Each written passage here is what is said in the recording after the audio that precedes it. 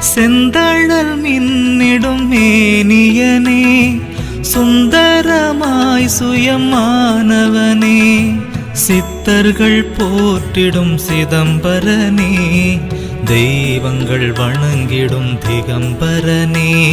சித்தர்கள் போற்றிடும் சிதம்பரனே, தெய்வங்கள் வணங்கிடும் திகம்பரனே,